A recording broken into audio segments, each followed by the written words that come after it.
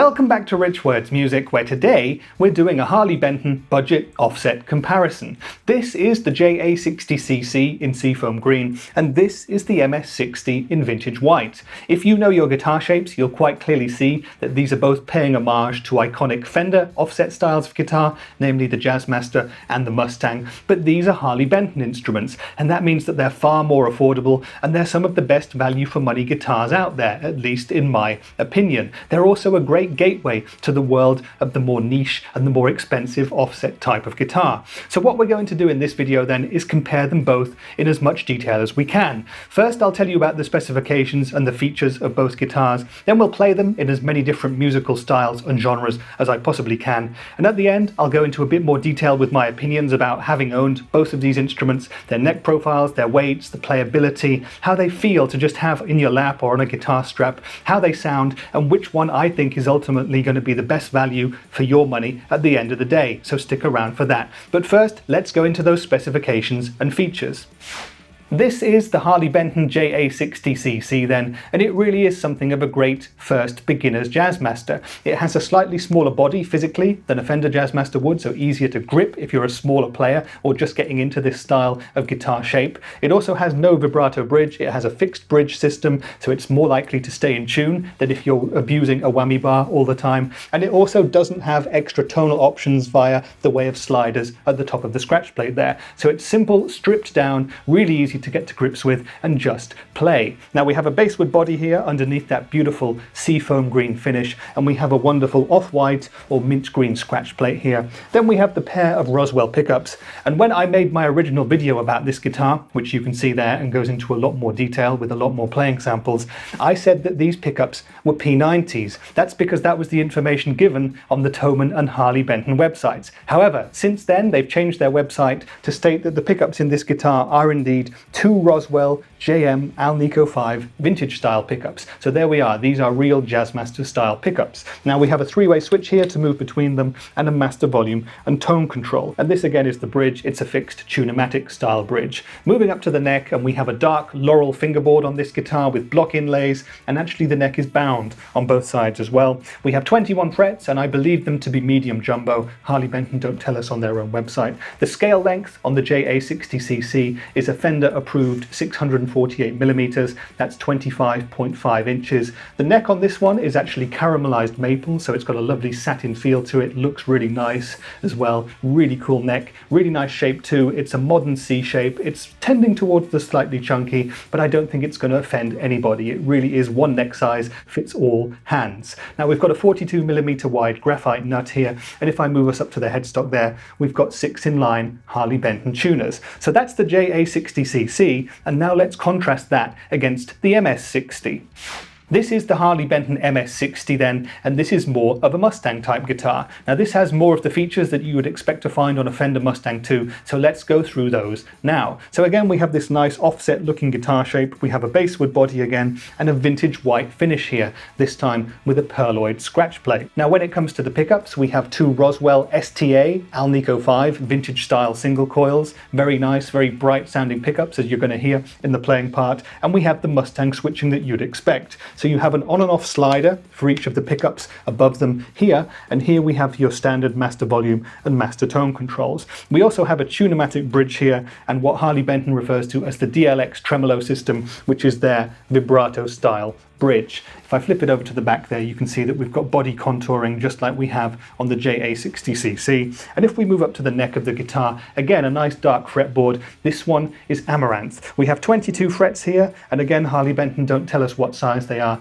but I believe they're medium jumbo. When it comes to the neck on the MS-60, we have a maple neck here, not caramelized, just your standard Fender style satin maple neck. Very comfy again, it's a very similar profile on the neck to the JA-60CC, so it's going to be very easy for all of us to get our hands round. When it comes to the scale length on the MS-60 though, that's one of the big differences. Now the scale length on a Mustang style guitar tends to be 610mm. That's 24 inches, so only an inch and a half in real life terms, but you really do feel it when you play the guitar. Now we also have a 42mm graphite nut here, and if I move up to the headstock, again, when you buy this guitar stock, you'd get 6 inline Clousson style Harley Benton tuners. However, I'm very lucky, I bought this guitar second second hand, and whoever had had it before me had fitted genuine clousons, so I've got real clousson tuners on this guitar, which should really benefit me, especially when I start abusing that whammy bar. So it's the Harley Benton JA-60CC, which comes in at €179, up against the MS-60, which comes in at €159. And now it's time to play them and hear how they sound, to hear the differences between these single coils and these Jazzmaster type pickups. It's going to be a really interesting musical comparison. So my rig for today is going to be my Hughes & Kettner Black Spirit 200 amp. We'll start on the amp's clean channel and play some classic pop and some folk and some country. Then I'll kick in my Greer Lightspeed organic overdrive. We'll do a bit of indie rock and some classic rock as well. After that, we'll go to the amp's lead channel, play some harder rock and some punk rock and some alternative rock. And at the end, we'll go back to the clean channel. I'll kick in the Rev G3 distortion pedal. We'll tune the two guitars down to drop D, and we'll see if they can do a bit of genuine metal and even a few chugs here and there. Now, it's important to say that these two guitars have different pickups, but I'm going to leave my rig settings the same at all times so we can really hear those differences. So the clean channel on the amp is going to be set up the same the whole time. The settings on the Greer Lightspeed and the Rev G3 are going to be the same for both guitars. So the sound differences you're going to be hearing are how I play the riffs differently, and also how the two pickups react differently to the rig. Enough talk then, it's the Harley Benton JA-60CC versus the Harley Benton MS-60. Let's play them both now, and we'll speak in more detail about them afterwards.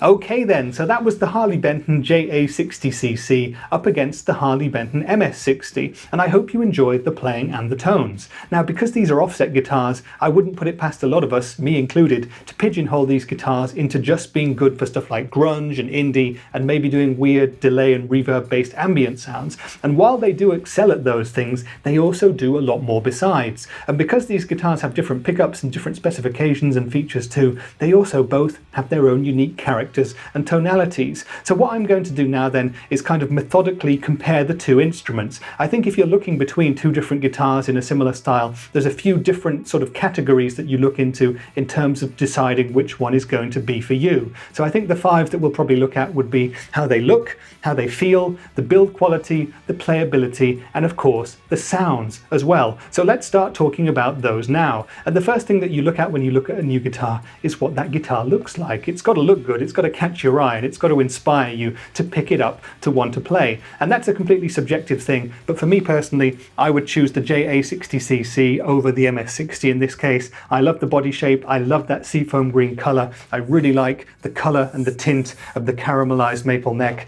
I love the block inlays and the binding on the neck as well, so I love pretty much everything about this guitar aesthetically, and there's 4 other awesome new colours as well. I was so close to buying the Lake Placid blue one and the shell pink one as well, and probably the Dakota red one as well, come to think of it, and even the Inca silver. They're all fantastic colours. When it comes to the MS-60, you're currently a bit more limited, and the main colour option is going to be that vintage white. If you dig the Mustang style though, you're really going to like it, and I think that guitar does look very cool too, and it looks a bit more vintage and a bit more authentic Mustang than this looks authentic Jazzmaster. But in terms of personality of the looks, for me, I would pick the JA-60CC over the Mustang, but your mileage may vary. Once you've decided to pick that guitar up off the wall, the next thing you're going to be testing is the build quality. And for the prices that these two guitars cost, comfortably under 200 euros, what you're really going to be looking for is what's wrong with them in the build quality stakes. Have they been set up badly? Are the frets bad? Is the intonation off? Are the body chips in the paint, or has something been built wrongly? Did the electronics not work? Well, with both of these guitars, I think I got really lucky. Now, I'm biased in this respect because I got the JA-60CC brand new, and there's nothing at all wrong that I can find with that guitar. For the price, 179 euros, it's absolutely bang on. The finish of the guitar has been done very well. No problems with the controls, the pots, or the electronics. When it comes to the neck as well, no problems with the build there. The nut seems to have been cut well. The frets seem to have been done nicely. They're nice and smooth. The intonation is good. I can't fault this guitar in terms of build quality. Now, when it comes to the MS-60, I did buy that guitar used for 70 euros, so it was less than half the price that you'd buy it for new, and also less than half of the price of the JA-60CC. However, that guitar's clearly had TLC, and someone had stuck Clouson tuners on it, and it's in a really decent condition as well. In overall terms of build quality, I think probably if you're buying a brand new guitar, you might feel that this is an easier guitar to play. That's not reflective of the build quality, it's just reflective of the style of the model and naturally the features that you have on the MS-60, which I'll come to in a moment. And that moment is now, because the next thing that you'd look at would be the playability of the guitar and how good it actually feels to have in your hands when you're trying to make music. Now, the one big difference for me here to mention first is the vibrato bridge on the MS-60, what Harley Benton called the DLX tremolo. Now, this is something that I would only recommend getting on a guitar, especially a first-time guitar or a beginner's guitar, if you really want to have the option of doing vibrato. If you don't, get a fixed bridge guitar like the JA-60CC, because it'll stay in tune a lot better. Now, when I got this guitar used, it actually had a set of Clouson tuners fitted to it, probably at the same expense as the whole guitar would have cost brand new, and they obviously help to keep the guitar in tune. And when I do use the vibrato a bit, it does stay in tune fairly well. However, I've played another MS-60 that someone else I know bought new. They hadn't had it set up by a tech, and it was very difficult to keep it in tune with just a minute pressure applied to the whammy bar. So that's something to think about.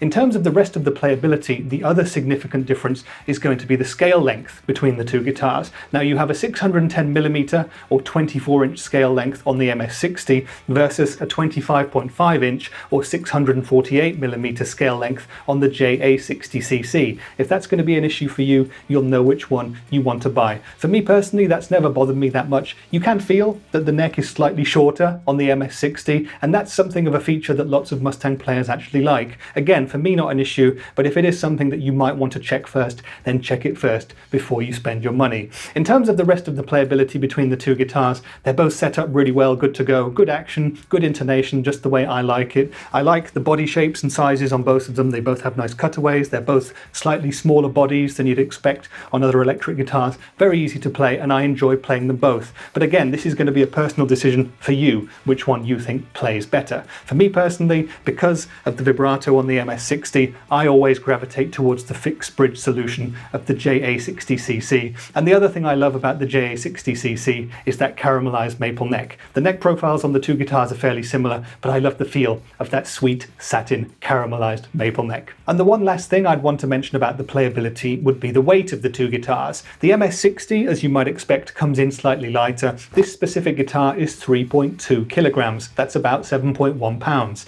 My JA-60CC is 3.25 kilograms. That's 7 pounds too. So there's not much in it at all. Both very, very comfortable weights, not too light, not too heavy. Both feel like real guitars, and both, crucially, are very comfortable to play for long periods of time if you're standing up using a guitar strap. They both feel great to play sitting down too, so in terms of that and in terms of the rest of the playability, very, very decent. And then we come to that other crucial factor, which is the sounds. Which of these two guitars sounds better, and crucially, which is going to be better for the kind of music that you like to play. Now, by this point, you'll have heard the sound samples, so go down there, drop me a comment, tell me which of the guitars you thought sounded best. But for me, this was something of a great battle, and I really enjoyed pitting these two guitars against one another, and also editing the riffs together to get the direct A-B comparisons. Now, for me personally, I really love the tones across the board that I get out of the JA-60CC. When I made my first video, as I mentioned already, I thought these were P90s, but I've since been corrected, and they are apparently Jazzmaster-style pickups,